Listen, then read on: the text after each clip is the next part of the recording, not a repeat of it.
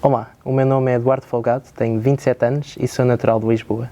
Formei-me em Engenharia Biomédica em 2015 e realizei a minha dissertação de mestrado na Fraunhofer Eichs. Após terminar a minha dissertação, fui convidado a colaborar como investigador.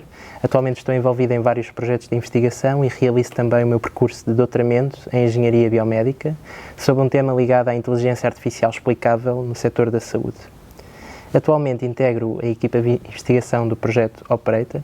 O Operator é um projeto muito inovador no que diz respeito à forma de como os operadores de chão de fábrica podem beneficiar do quadro atual de tecnologias que está a ser desenvolvida no âmbito da indústria 4.0.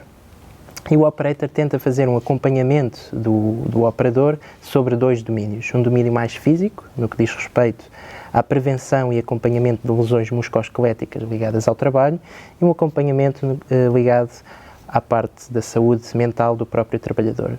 A minha área de investigação, em particular, foca-se na recolha, tratamento e avaliação detalhada dos movimentos dos operadores em linhas de produção.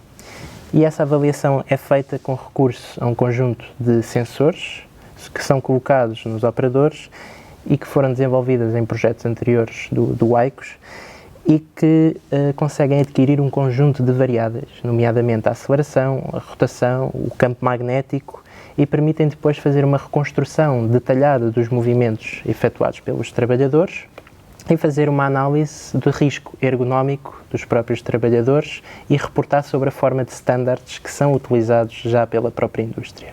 Esta tecnologia permite também fazer uma comparação entre os movimentos que estão a ser feitos e um movimento padrão e bem delineado para a execução daquela estação de trabalho e identificar eventualmente movimentos que estejam a ser mal executados e que possam estar a comprometer quer do ponto de vista ergonómico, quer do ponto de vista também até da produtividade do próprio operador. Esta análise que é feita hoje em dia requer muito trabalho manual, muitas idas à própria estação de trabalho e é um processo muito intensivo.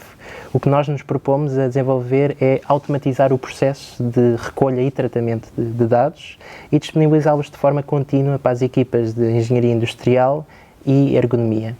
Desta forma vai ser possível criar uma imagem mais rica do trabalhador e fazer um acompanhamento mais individualizado.